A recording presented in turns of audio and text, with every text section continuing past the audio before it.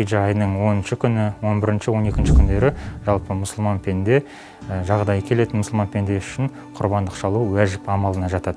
Карантин жағдайында осы құрбандық шалуға ниеттелген жамағаттың игілігі үшін онлайн құрбандық шалу жүйесін қазір іске асырып жатырмыз. Шариғатта өкілдік деген бар.